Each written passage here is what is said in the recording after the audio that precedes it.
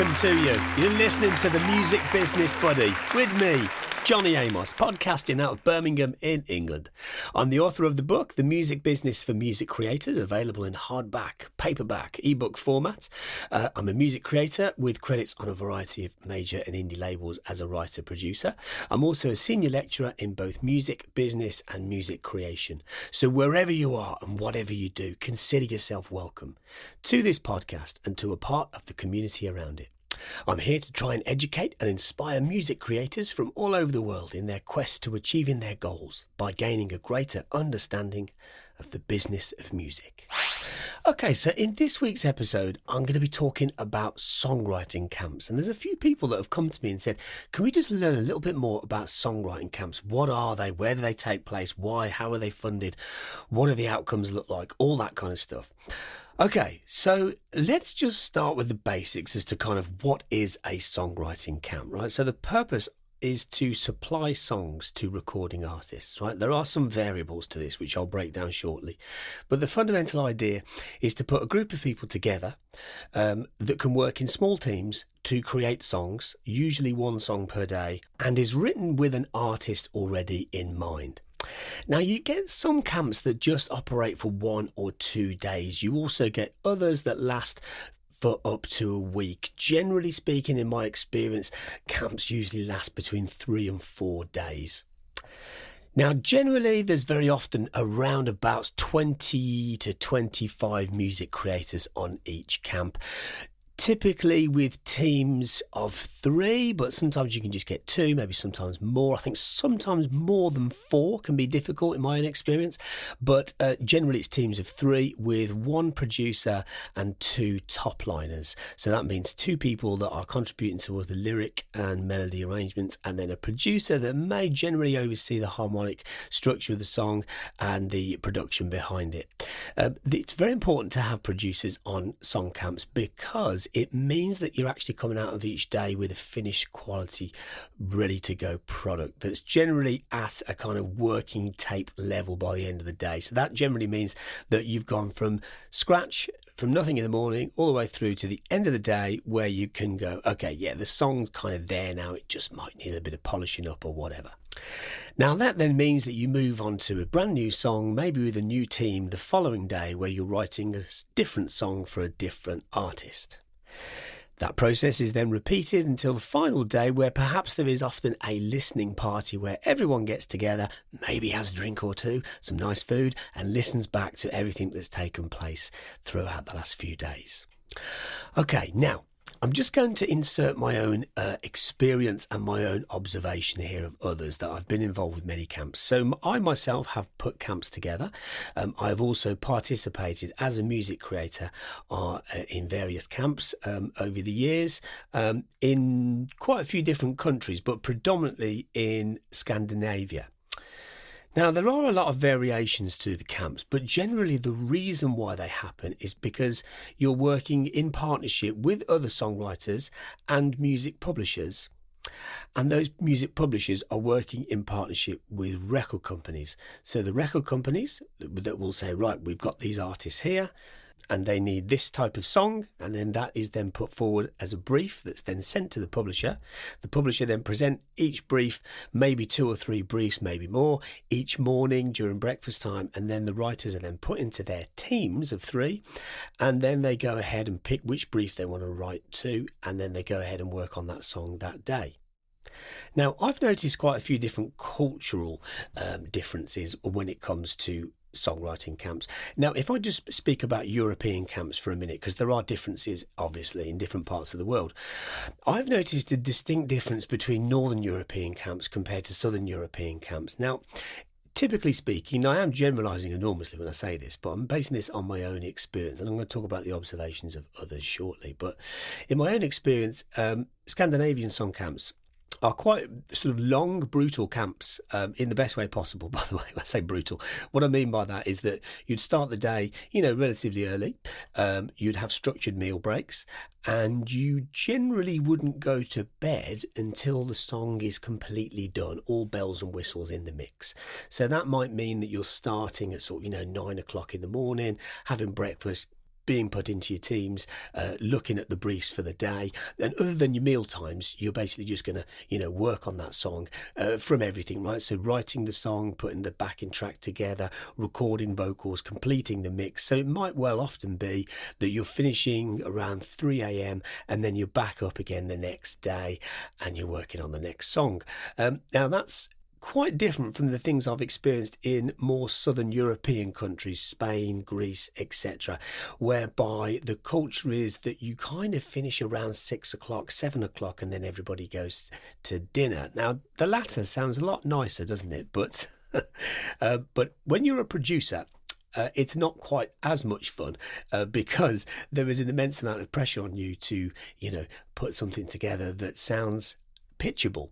Now, there's not always a pressure from publishers or those that run camps to be able to have a song that it must be absolutely finished at the end of that day. I have been on camps like that, but generally speaking, in Southern Europe, it's not like that. You're generally given a bit of follow-up time, in the preceding weeks that follow the camp to kind of tidy it up, work on the mix, maybe record some more vocals or something like that. So there is a distinct difference between different parts of European song culture there. Okay, so let's have a look at the economics of songwriting camps, because there's a lot of variables to this. Now, traditionally speaking, songwriting camps would be funded perhaps sometimes by a record company that would then put some funding to a publisher to say, right, can you bring together all these writers over here? And then hopefully they come up with something good, and then the return on that investment is that we've got these useful songs for our artists. That's one route. We don't see that as much in this era, but it's certainly something which I've witnessed in the past. Another route would be where the publishers actually fund the writing camp, and they would invite writers to come along.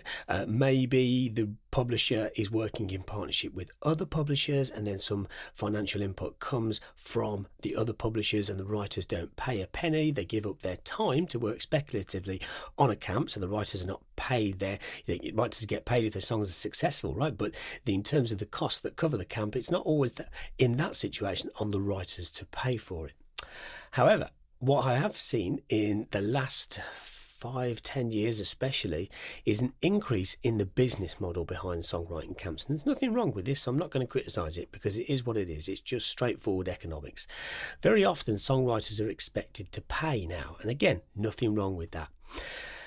The key thing to bear in mind here is what you are actually paying for. So it could be, for example, you're paying for travel, accommodation, venue setup, maybe equipment hire, something like that. Generally speaking, producers would bring along their own laptops, interfaces, and there would often be monitors and cabling at the venues, whether it's a studio or residential site or wherever it is. Now, if the songwriters are therefore expected to pay for it, my advice would be that the songwriters should probably look to retain their rights. If, however, the writers are being funded to be there by a publisher, then the rights of those songs should probably sit with the publisher. I'm generalising there, but there has to be some give and take for the business of this to work. So those are the two ways to look at it. Now, something else to consider is what happens to the songs after they've been written and recorded. And I think sometimes it can be such a fun experience going to a songwriting camp. But it's very important to remember what the purpose is. Where are these songs going to go? Who's responsible for the administration of the songs? So that means the actual registering of the songs. But also, who is responsible for pitching the songs? Because the last thing you really want is to put your heart and soul into songs and then for them to sit dormant somewhere and you think, well, why did I go to that camp then? It's good to think about what happens to those songs after the camp. If that's not clear before you go to a camp, it is worth asking about that.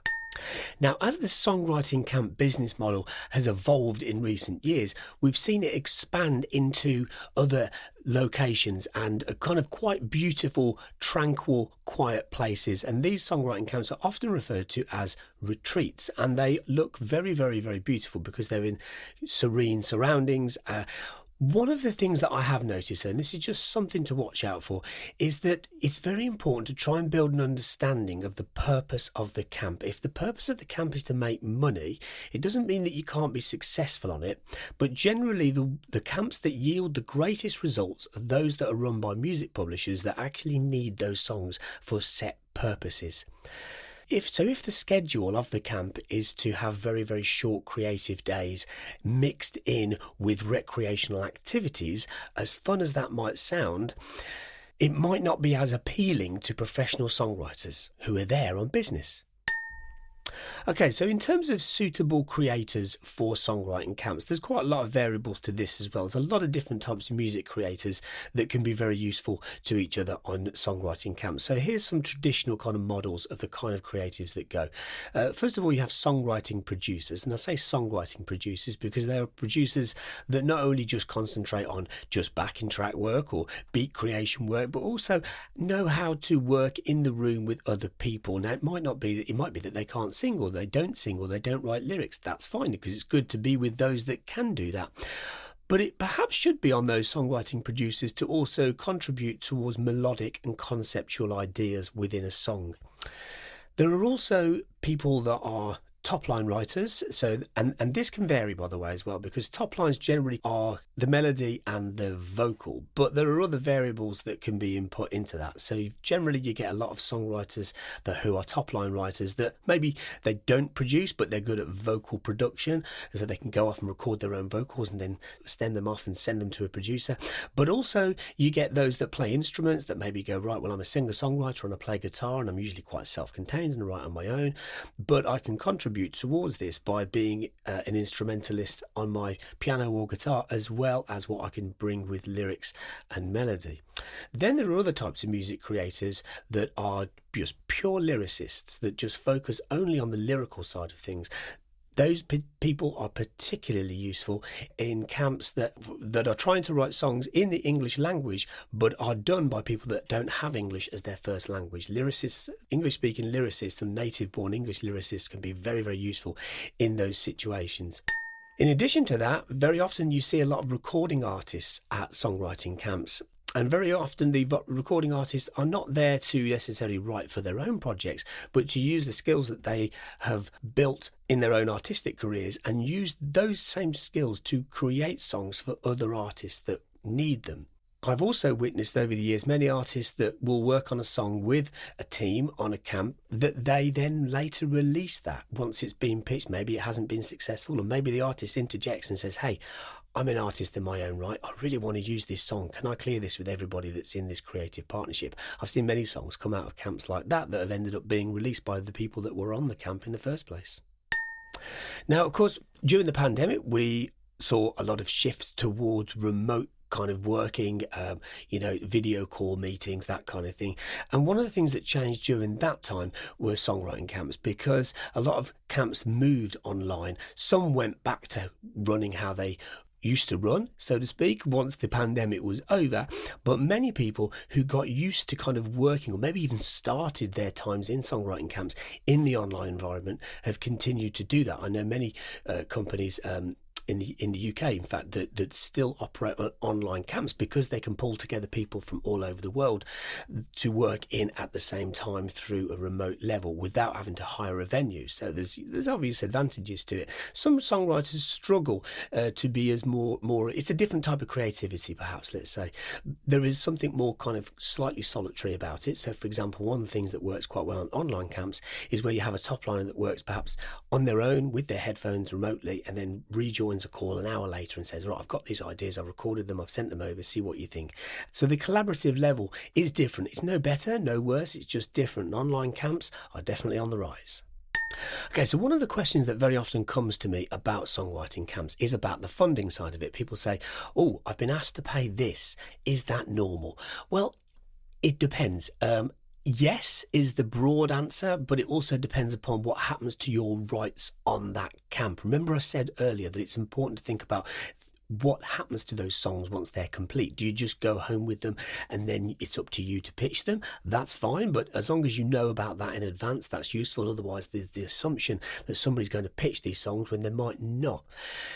Now, when it comes to a place being funded by a publisher. Literally just yesterday, an artist reached out to me and said, this camp, I've been on it before, they want to do a couple of SSAs on the songs that I'm doing on this camp that they've invited me to. They're not asking me to pay, but they do expect me to sign my publishing to them. SSA, single song assignment. So to boil that down to English, it might be that a publisher says, okay, so you'll come 3 days, probably come up with 3 songs, so let's sign those songs, let's assign those rights to those songs to this publisher for X amount of years because we're funding your place on that camp. I mentioned this earlier, but it's something that it's one of the biggest questions that people come to me on songwriting camps with is to, how that side of it works. So either you pay and you keep your rights, or you don't pay but you relinquish your rights. Those are the 2 options to mainly think about there.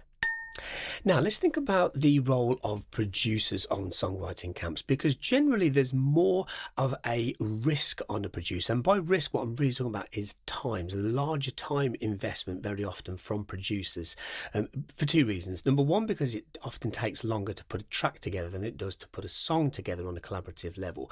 Again, generalising enormously there. It's not always true, but generally it is. Or secondly, it could be that a producer has already come in with a track. So something that they've done in advance of that session that they've invested their time into. Now, there's a couple of things to think about here.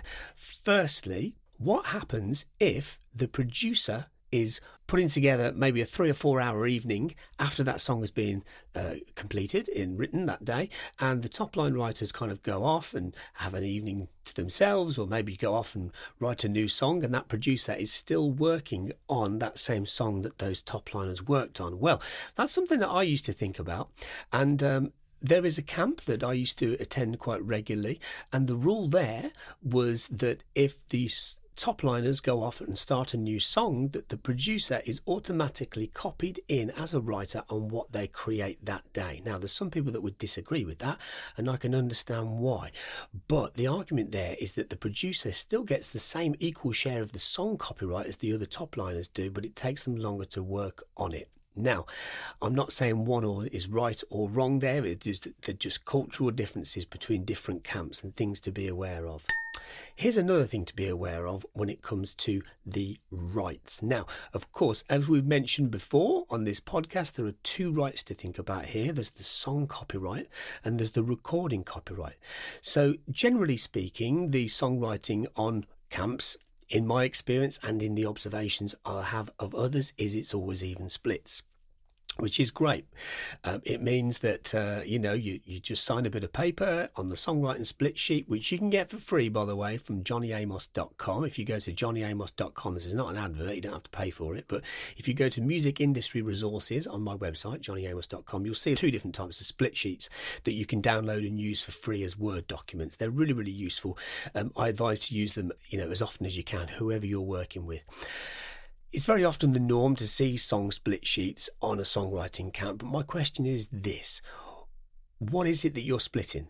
If it's an even split, that's great, but what are you splitting? Are you splitting the song or are you splitting the recording?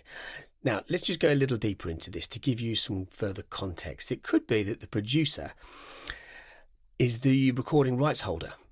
So you've kind of got those 2 copyrights, right? Maybe you've got 3 writers, let's say, and the producer is one of those 3 writers, and those 3 writers all share even splits on the copyright of the song, not the recording, the song. However, that one producer out of those 3 might own the rights to the recording, and that should be clarified. Because it could be that further down the line, that backing track is sold off to a record company as part of the song placement. Now, that means that when the song gets used, the royalties would be split between those 3 writers, but the upfront share for the license of the recording would go to the producer. Now, just to make matters even more confusing, if one of the top line writers had contributed their recording that then ended up getting used, so let's say, for example, they play on something or they sing on something and that ends up getting used and licensed as part of that sale, they should also be remunerated by some kind of part ownership on the recording or some kind of fee to buy them out of that. So that's a different thing than songwriting. Just to put that into a slightly different context, let's imagine that a songwriter has top-lined a song, they've recorded recorded their vocals, but then their vocals are then replaced by a different artist when the song gets cut. That would not be an infringement on the sound recording copyright, because that original singer's voice is being replaced, which effectively removes them from the sound recording. Are you still with me? There's a lot of information there, isn't there? Okay, now let's think about after the camp. So one of the most amazing things to come out of songwriting camps is the fact that your network will instantly grow. Your reputation starts to glow and grow, and you know more people that do what you do from different parts of the country, which then creates further collaborations in the future on different camps and in, just regular songwriting sessions. Now, it's very important, and this is very overlooked by many. I've had to learn this a hard way over the years, but it's very important to keep up to date and keep in touch with those that you co-own songs with, because you need to know who their publishers are. So for example, let's say you wrote a song 10 years ago and all of a sudden a few years later, let's say like now, you want to pitch that song to a publisher, to a record company or whoever, you want to pitch it for a sync opportunity or whatever. You need to know what the status of the copyright is on those songs, because it may well have changed from when you wrote the song. And what I mean by that is that it could be that one of your co-writers didn't have a publisher back then, but now they do. And they've done a back catalogue deal, which means that part of that song is now belong or assigned to a different publisher. So when you go and pitch that song, you go, oh no, I've been blocked. Why doesn't this work? It's because that writer over there is now signed to Universal Music. Oh, I didn't know about that. It's these kind of things that just need to be stayed on top of, because it could be, I as a music creator, as a songwriter, producer myself, I regularly pitch songs, and I have to keep on top of, that song was done in 2018. Who did I write it with? Oh, it was these two writers, right? Who are they signed with these days? Because I'm going to have to put that in the pitch so that the copyright clearance is available. We know who owns what. You see what I mean? So it could be that things that you've done years ago or things you've done in recent camps, you just keep a track of who those writers are, who they're signed with, etc. Now, another thing to think about is revisiting songs. Now, I don't just mean generally, there's value in revisiting old songs from your catalogue anyway, and just kind of looking at where they're at and could they be improved, etc. There's a fine line between that and revisiting old catalogue and procrastinating for ages over songs. Try and get the balance right. It's hard, I know. But the reason I mention this is because it could be that, you co-wrote a song with people on a camp, and you listen back to it and you think, well, the song's there, the vocals are there, the writing is there, but the production just isn't right. So let's revisit that song and let's give it a new production, just rebirth it, give it a new, fresh approach on the track. And all of a sudden, you get that song placed. The amount of times that I ask people, I say, look, how did that song come about? How did you, we redid it like 3 years after we did it, and that's how we got the cut. You're like, okay, good. It's a thing. So it's good to think about that. Okay, so there you go. There's a little summary on songwriting camps. Feel free to reach out to me. You can connect with me, everybody. If you wish to, you reach out to me. I'm easily found. Just Google my name, Jonny Amos, JONNYAMOS, the Music Business Buddy. I'm on Instagram. People can reach out to me there, or directly through where I host the podcast, or through the website, or whatever you like. Feel free to rate the podcast. That really helps as well. But most of all, remember, I'm just here to help you, right? That's the goal here. That's the purpose of this. And I get a lot of enjoyment from it. So hopefully it works for you. But don't be a stranger, okay? Reach to me anytime you like. Okay, that's enough from me for now. Until next time, I'll see you soon, and may the force be with you.